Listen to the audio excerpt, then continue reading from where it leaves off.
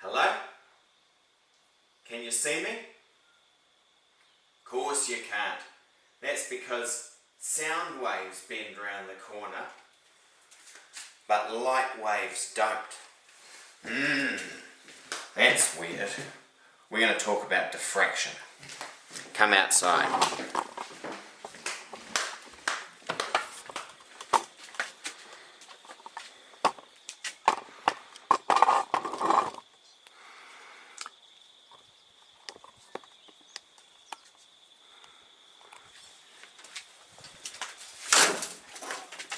It's a windy day today. So diffraction, that's what we're talking about. Diffraction's what happens when waves approach, like an obstacle or a gap. And so I've drawn on some wave fronts here. Look at those. Question is, what happens as they go past this barrier here?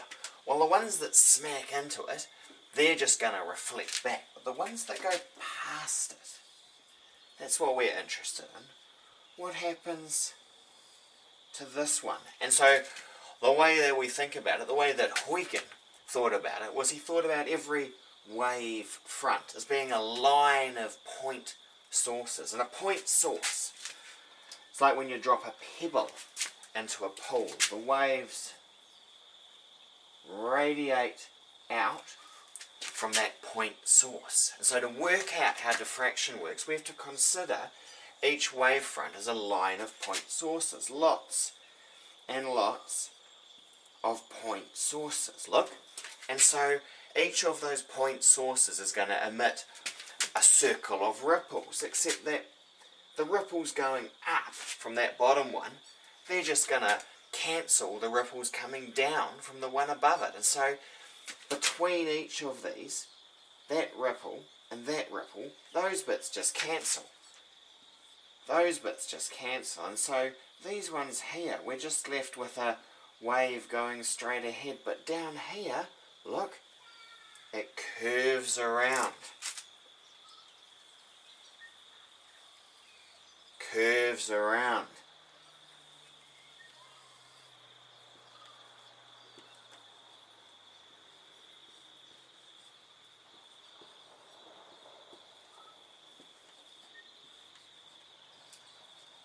So look, we've actually bent the waves so that they're travelling in a different direction. So diffraction means the bending of waves as they pass an obstacle or through a slit. Let's have a look at what that slit thing looks like.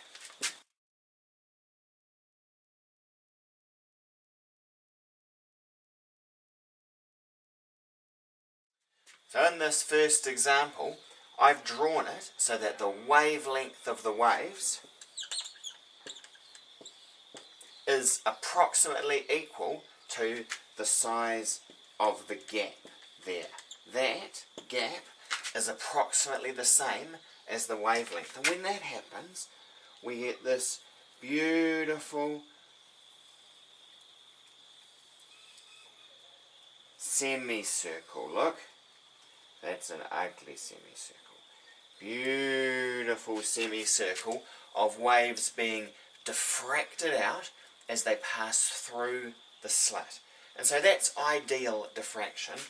Ideal diffraction is when the size of the slit D is around about equal to the wavelength of the wave. We get ideal diffraction. Let's just quickly look at what happens if the slit's a bit bigger than the wavelength.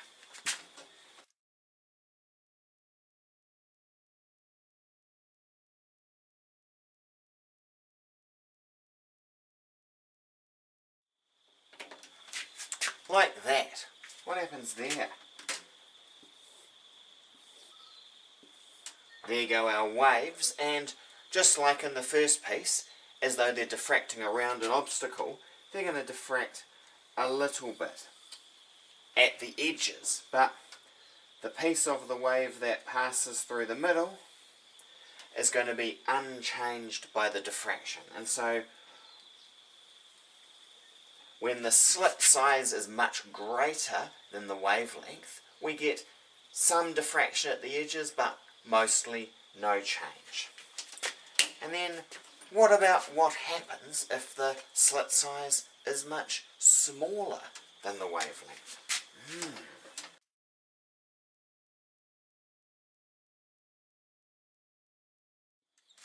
What about that situation? Well, now almost all of the energy is reflected back off this barrier and just a tiny little bit is transmitted through. Ever decreasing height of the wave, amplitude of the wave, brightness of the light as we move away from that slit.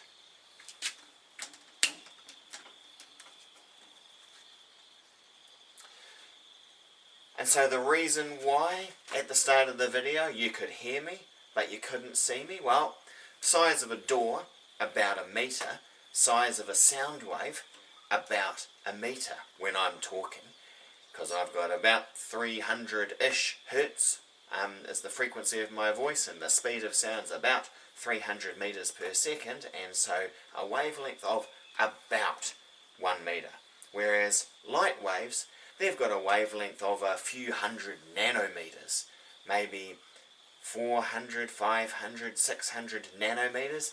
That door is much, much, much bigger than 500 nanometers wide, and so those light waves don't bend at all as they pass through the door. They just go in a straight line.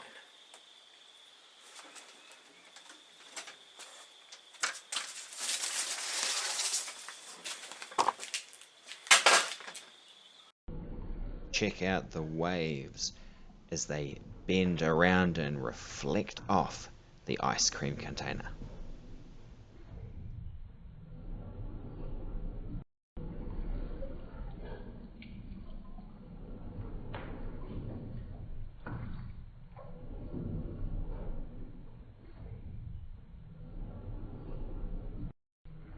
And now watch as those waves pass through the slit between the ice cream container and the wee purple rubbish bin.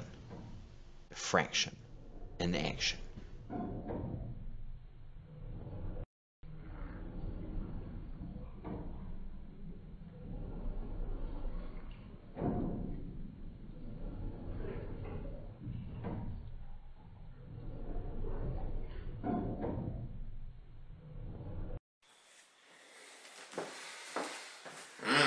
And now for the final part of this video, I've got you a laser beam shining at a wall and a large kitchen knife with which I want to cut the laser beam. So what I'm going to do is bring the knife close to the beam, and just as it enters the beam you can see a very little bit, a line of light being spread out. Now I'm going to move closer to the laser and further from the camera and try to make that effect bigger for you by being closer to the source and a bigger distance for it to be shown across. But what you're seeing is that as the light passes by this very narrow obstacle of a very sharp knife edge, it's narrow enough that we can get a little bit of diffraction.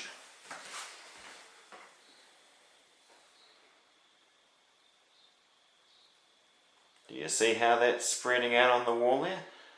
See that line of light? And then I take the knife away and there's just a red dot. Look, line of light, red dot.